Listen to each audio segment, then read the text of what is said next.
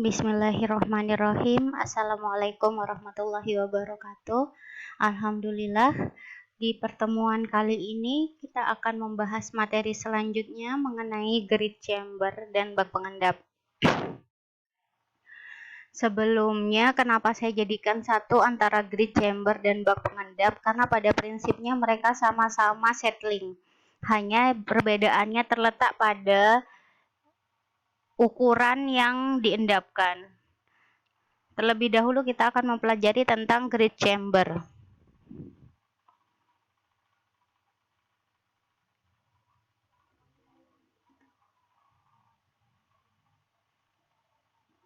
Grid chamber atau disebut juga grid ensign removal. Jadi yang membedakan hanya partikel grid itu apa ya? Seperti ini, fraksi organik dari bahan padat air yang mempunyai massa jenis atau kepadatan relatif kira-kira 2,5 sehingga punya kecepatan mengendap yang jauh lebih besar daripada padat air limbah organik. Oleh karena itu, grid chamber itu tidak bisa mengendapkan partikel yang terlarut.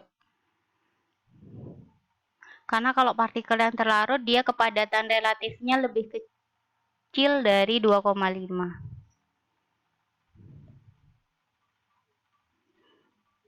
Ini adalah berat jenisnya untuk pasir, yang ini organik sekitar 2,5 yang bisa diendapkan di grid chamber. Ini adalah diameter partikel yang bisa diendapkan. Jadi grid chamber itu bisa mengendapkan partikel yang ukurannya seperti pasir. Diameternya dari 0,05 sampai 0,5 dengan kecepatan pengendapan sekian.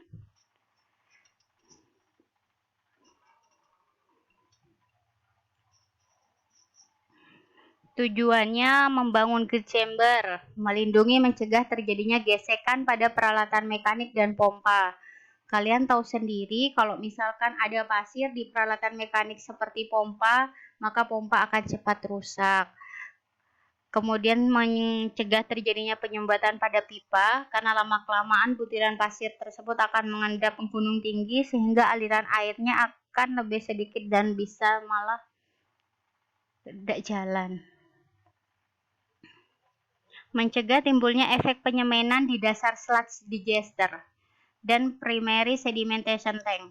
Jadi kan rata-rata limbah yang udah kita olah itu akan menjadi sludge. Apabila sludge bercampur dengan pasir, itu bisa membuat kandungan itu menjadi kayak kita menyemen suatu bahan ya. Ada pasir, ada semen, sehingga kayak buat bangunan ya, seperti itu. Kemudian menurunkan akumulasi material ini di dalam kolam aerasi dan sludge digester. Secara umum ada 3 tipe, ada horizontal, ada aerated, ada vortex. Yang membedakan adalah sistemnya. Jadi kalau untuk horizontal, dia arah alirannya horizontal. Ini kriteria desainnya untuk yang horizontal. Ini contoh bangunannya. Sedangkan untuk yang aerasi, tipikalnya adalah dia menggunakan proses aerasi di dalam grid chamber tersebut dengan menggunakan diffuser kompresor. Nah, di sebelah sininya. Ini yang untuk aerasi dan ini yang paling banyak digunakan di Indonesia. Ini kriteria desainnya. Lalu yang ketiga ada vortex grid chamber, tangki silinder di mana air limbah yang masuk akan menghasilkan pola aliran vortex atau kayak bentuk kerucut ya kalau kita gampangannya. Gaya sentrifugal, dan gravitasi sehingga terjadi pemisahan grid.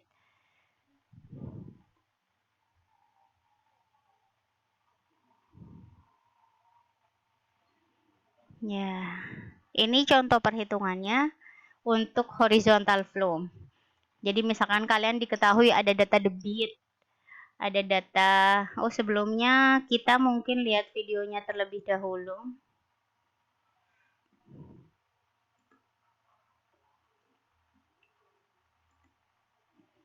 Ini contoh dari aerated grid chamber.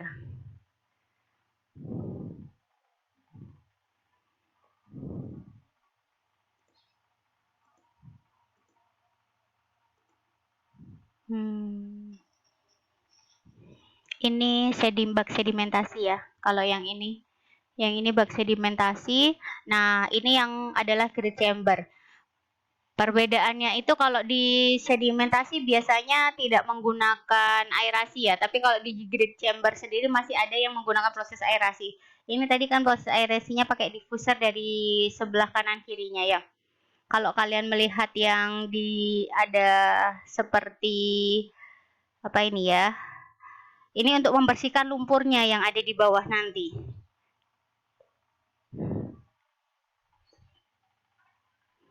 Nah, ini pembersihan lumpurnya yang ada di bawah.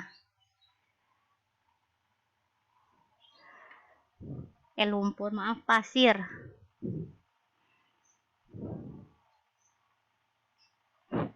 Ini sedikit ya.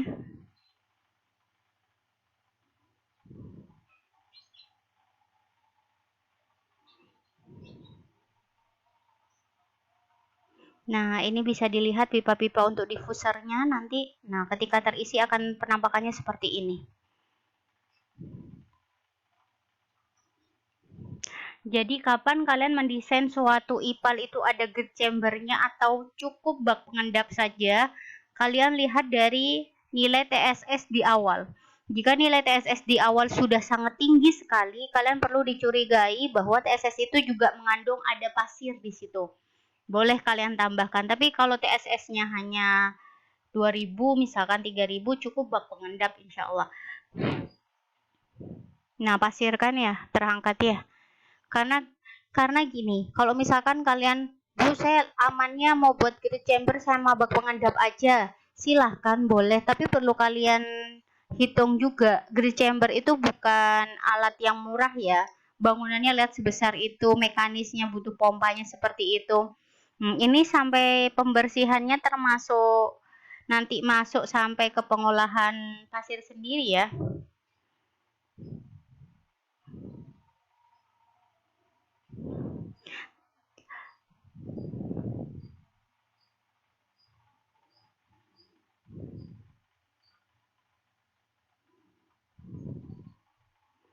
Nah, sampai masuk seperti itu.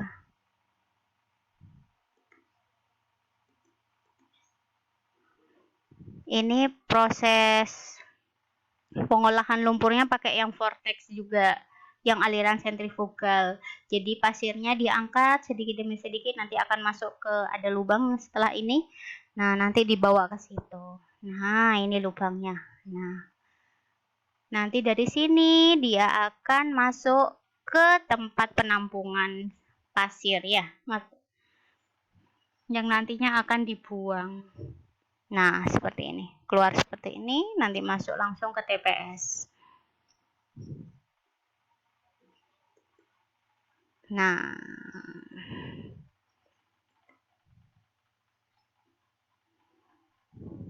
kalau yang vortex seperti apa? Kalau yang vortex itu seperti ini.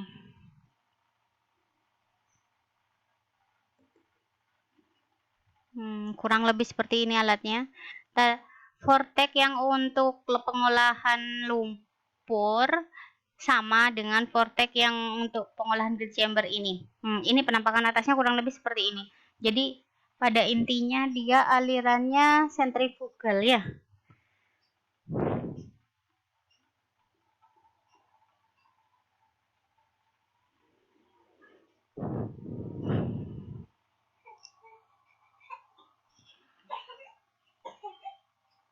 Nah, jadi air limbah yang masuk setelah melalui screen, dia akan masuk, air yang lolos masuk ke sini, kemudian airnya akan berputar ya.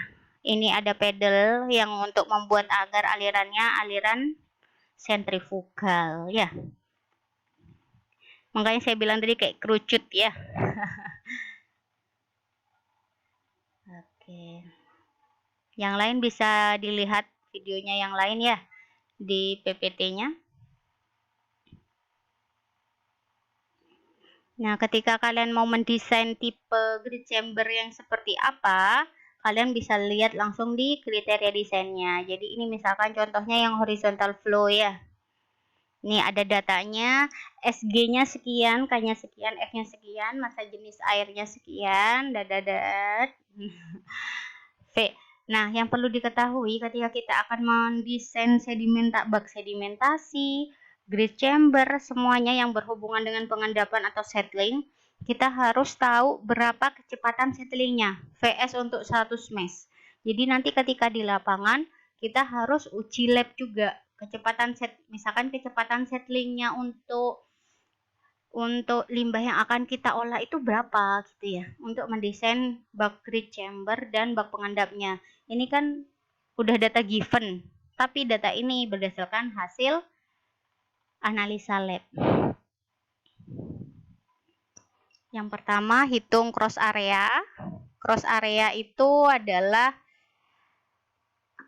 L sama H. L sama H itu lebar dan kedalaman.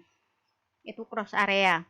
Karena kalau horizontal flow itu artinya kan airnya ngalir dari hulu ke hilir secara horizontal.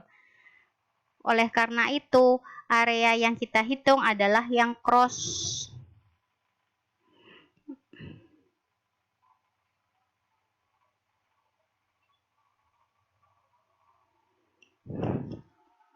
V-nya menggunakan V horizontal. Setelah itu dapat kedalaman. Ini ya, AC sama dengan W sama H ya. Width ya, W-nya width atau lebar, H-nya itu height, ketinggian atau kedalaman maksudnya ya. Terus panjang grid chambernya ini length ya, length yang dicari ya, length atau panjang, dapat dari rumus ini. Kemudian baru setelah ketahuan length atau panjang, baru kita hitung surface areanya. Surface area itu kan mesti panjang kali lebar ya.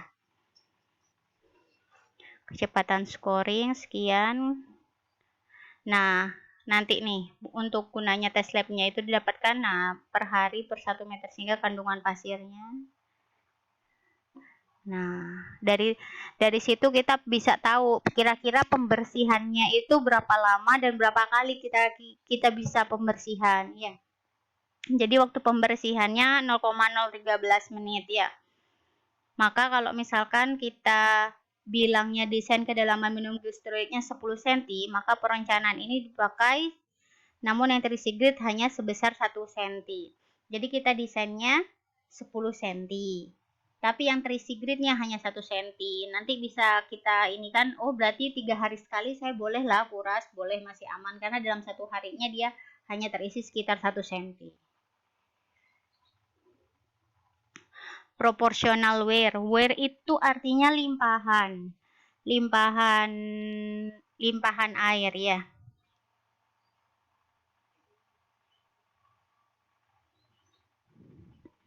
Ini seperti ini dapat dimensi wear-nya.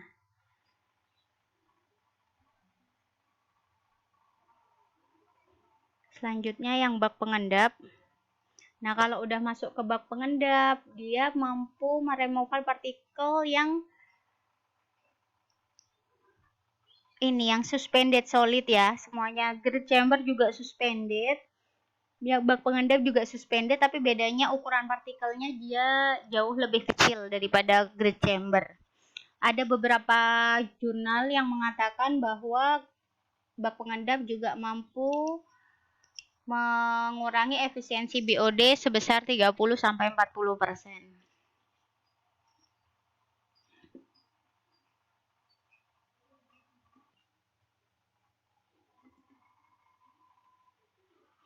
Nah, sebelum lanjut ke sini, mungkin kita diskusikan lagi